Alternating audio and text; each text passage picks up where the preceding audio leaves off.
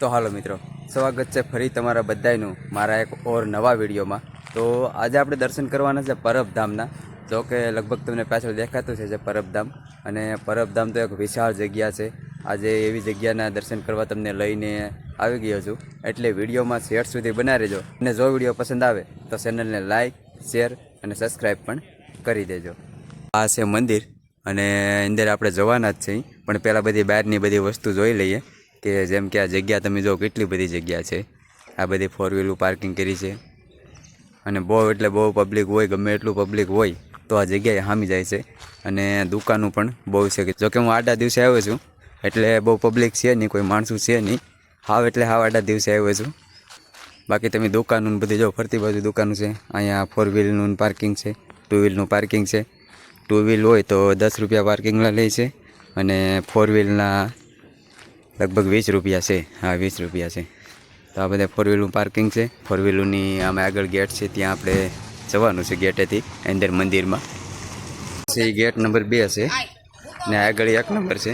જોકે ઘણા બધા ગેટ છે, પણ અત્યારે પબ્લિક નથી એટલે એક જ ગેટ ચાલુ છે।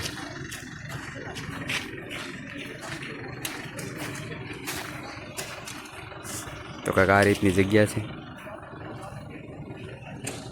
હજી તો ઘણું બધું આપણે અંદર જવાનું છે। બહુ સરસ જગ્યા છે। જો આપણે અંદર પ્રવેશ થોડા ઘણા હજી તો અંદર પ્રવેશ કર્યા છે, એટલે આપણે ભગવાનના દર્શન થવાનું શરૂ થઈ જાય છે કંઈક આ રીતનું। તો આ રસ્તેથી આપણે જવાનું છે, અને અહીંયા હોસ્પિટલ પણ છે। જો અમર હોસ્પિટલ છે। તમામ પ્રકારની સારવાર નિઃશુલ્ક ફ્રી આપવામાં આવશે। નિઃશુલ્ક સારવાર છે। અહીંયા લેડીઝ ટોયલેટ પણ છે। તો હવે આપણે આ રસ્તે જઈએ મંદિર તરફ, એટલે વિડીયોમાં બના રહેજો મિત્રો। જોકે પરબધામમાં તમને ગેટ બહુ જોવા મળશે, કેટલા બધા ગેટ છે। આપણે 2 નંબરના ગેટેથી આવ્યા, ને આ સામો દેખાય નહીં 4 નંબરનો ગેટ છે। આવા તો ઘણા બધા ગેટ છે, પણ આ બધા ગેટ અમુક સમયે ખુલ્લા હોય છે। જ્યારે બહુ ટ્રાફિક ને બહુ પબ્લિક ને હોય ત્યારે બધા ગેટ ખુલ્લા હોય છે। અને મંદિર જોવો મિત્રો તમે, કેવડું વિશાળ મંદિર છે। બહુ એટલે બહુ વિશાળ મંદિરે હું તમને લઈ અને આવી ગયો છું, એટલે વિડીયોમાં મિત્રો બના રહેજો શેઠ સુધી। ઘણું બધું આપણે જાણીશું પરબધામ વિશે। મંદિરની સામી જગ્યા છે ને, ત્યાં જો કમળ જો ઘણી ખરી જગ્યાએ કાદવમાં જ હોય, પણ અહીંયા બનાવ્યા છે, અને આ હાસા કમળ છે મિત્રો।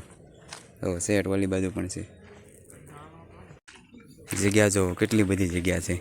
અહીંયા બીજના દિવસે તો એટલું પબ્લિક હોય ને, કે આ બધે ખાલી આ નારિયેળી છે ને ના જ માણસો બેઠા હોય। આ બધી તો જગ્યા ત્યાં બેસવાની જ ન હોય, એટલી બધી જગ્યા છે, છતાં અહીંયા પબ્લિક બહુ એટલે બહુ પબ્લિક હોય છે।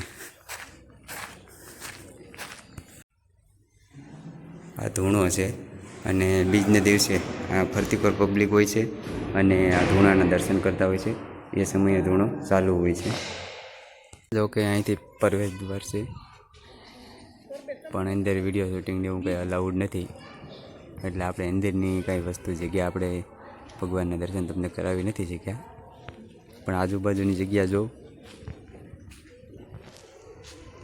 એક ગેટેથી ગયા હતા ને, એ મંદિરની પાછળની સાઈડ આવી જશે। ત્યાં બાજુમાં એક થંભ પણ છે બહુ મોટો, અને આ છે ફૂલવાડી, કેવી જોરદાર ફૂલવાડી છે। જોકે આને હાથ બાથ લગાડવો નહીં એવું લખેલું છે આગળ, એટલે હું તમને કહું છું। બાકી તમે મંદિરનું વ્યૂ જુઓ,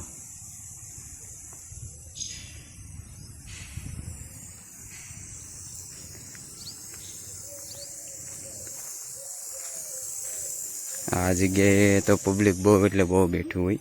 જ્યારે અષાઢી બીજ હોય ને ત્યારે બહુ પબ્લિક હોય છે, ત્યારે આ જગ્યાએ બધી પબ્લિક હામતું ન હોય।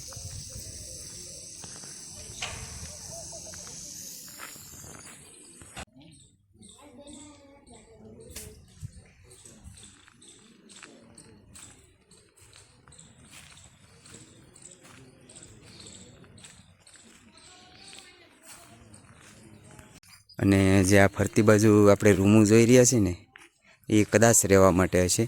એને હું અંદાજ એવો લગાવું છું કે રહેવા માટે છે, કેમ કે જો માણસો રહે છે, અહીંયા પણ માણસો રહે છે।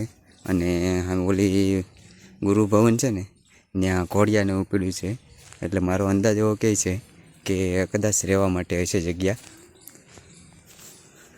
બાકી અહીંયા આવ્યા હોય તો તમે રહેવા માટે તો જુઓ કેવી સુવિધા વ્યવસ્થા છે. જો રોકાવાનું કદાચ થાય તો માણસો અહીંયા છે એટલે કદાચ આ બધી જગ્યાઓ છે, રૂમો છે, એ રહેવા માટે જ છે. આરામ ગૃહ તરફ લખેલું પણ છે સામે. અને આ છે ભોજનાલય.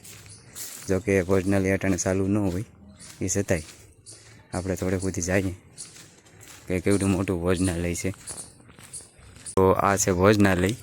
જ્યારે બીજ હોય ત્યારે આ જગ્યાએ જમણવાર હોય છે, અને કદાચ સમય પ્રમાણે હોય બપોરે ને સાંજે એ રીતનું આડા દિવસે.